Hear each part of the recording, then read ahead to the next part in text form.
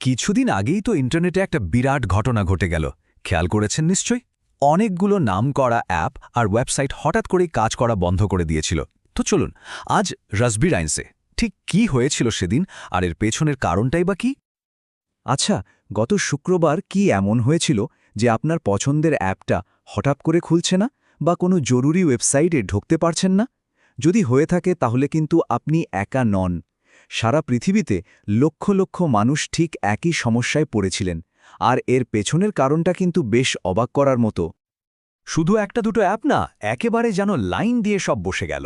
মানে ভাবুন একবার, ব্লিঙ্কিটের মতো ডেলিভারি অ্যাপ থেকে শুরু করে জোরোধা আর গ্রোয়ের মতো ট্রেডিং প্ল্যাটফর্ম, এমনকি অফিসের কাজের জন্য জরুরি ক্যানভা বা জুমের মতো সার্ভিসও চলছিল না। লিস্টটা কিন্তু বেশ লম্বা। আর সোশ্যাল মিডিয়াতে তো তখন রীতিমতো ঝড়, মানুষের হতাশা, বিভ্রান্তি আর তার সাথে একটু মজাও মিশে গিয়েছিল। এই একটা কমেন্টই যেন সবার মনের কথা বলে দিচ্ছিল। মনে হচ্ছিল যেন পুরো ইন্টারনেটই বুঝি উইকেন্ডের ছুটি কাটাতে গেছে। তো চলুন প্রথমে দেখি সেই সময় ঠিক কী অবস্থা হয়েছিল, মানুষ কি ভাবছিল। এখান থেকেই আমাদের রহস্যের শুরু। ব্যাপারটা এখানেই কিন্তু ইন্টারেস্টিং হয়ে ওঠে। দেখুন, ব্লিঙ্কিট, জরোধা আর জুম, এদের মধ্যে তো সরাসরি কোনো কানেকশন নেই, কিন্তু সবাই একসাথে ডাউন হয়ে গেল। তার মানে সমস্যাটা এদের নিজেদের সার্ভারে ছিল না। আসল কারণটা লুকিয়েছিল অন্য কোথাও, এমন একটা জায়গায় যেটা এরা সবাই ব্যবহার করে।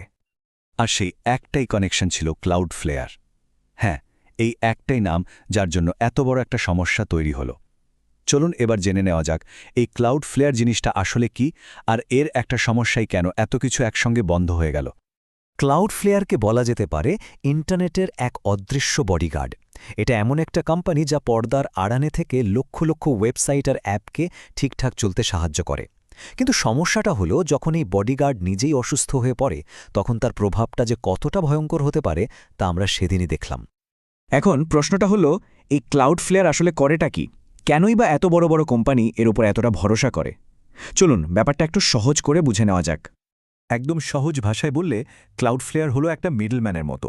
যখন কেউ কোনো ওয়েবসাইটে ঢোকার চেষ্টা করে, ক্লাউডফ্লেয়ার সেই রিকোয়েস্টটা নিয়ে নেয় আর ইউজারের সবচেয়ে কাছের সার্ভার থেকে ডেটাটা পাঠিয়ে দেয়। এর ফলে ওয়েবসাইট যেমন খুব ফাস্ট লোড হয়, তেমনই সাইবার অ্যাট্যাক থেকেও বেঁচে যায়। এই যে দেখুন, পার্থক্যটা একেবারে চোখে পড়ার মতো।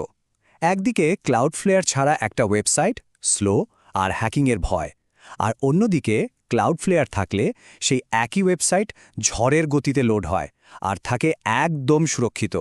মানে মূল খেলাটাই হলো স্পিড আর সিকিউরিটির।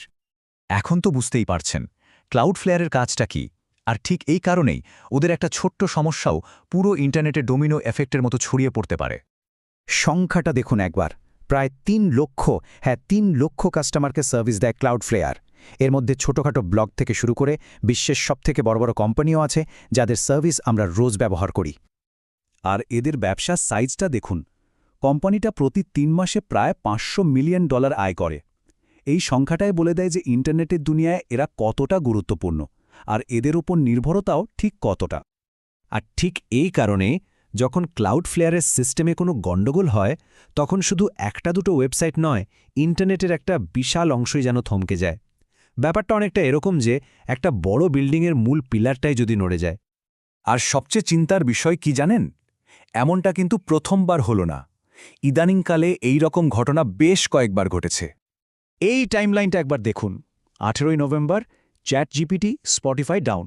আর তার ঠিক কয়েক সপ্তাহের মধ্যে 5ই ডিসেম্বর আবার একই ঘটনা। এবার শিকার হলো ব্লিঙ্কিট, জিরোধার মতো সার্ভিসগুলো। মানে খুব কম সময়ের মধ্যে বারবার একই ধরনের সমস্যা। নভেম্বরের ঘটনার পর কোম্পানির সিইও কিন্তু পরিষ্কার বলে দিয়েছিলেন যে এটা কোনো সাইবার অ্যাটাক ছিল না, বরং তাদের নিজেদের ডেটাবেসে একটা বদলের কারণেই সমস্যা হয়েছিল।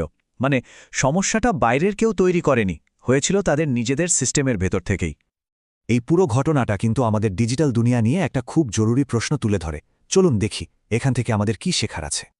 সুতরাং আসল কথা হলো, আমরা হয়তো বুঝতেও পারি না, কিন্তু আমাদের রোজকার জীবন, সকালের খাবার অর্ডার করা থেকে শুরু করে অফিসের কাজ বা শেয়ার মার্কেটে টাকা খাটানো, সবকিছুই পর্দার আড়ালে থাকা মাত্র কয়েকটা বড় কোম্পানির ওপর নির্ভর করে চলছে। আর যখনই এদের কোনো একটাতে সমস্যা হয়, আমাদের জীবনযাত্রাই যেন থমকে যায়। তো এই পুরো ঘটনাটা আমাদের একটা বড় প্রশ্নের সামনে দাঁড় করিয়ে দেয়। আমাদের ইন্টারনেট কি তাহলে কয়েকটা কোম্পানির হাতে জিয়াদি কেন্দ্রীভূত হয়ে পড়ছে? আর যদি তাই হয়, তাহলে আমাদের এই ডিজিটাল দুনিয়ার ভবিষ্যৎ কতটা সুরক্ষিত?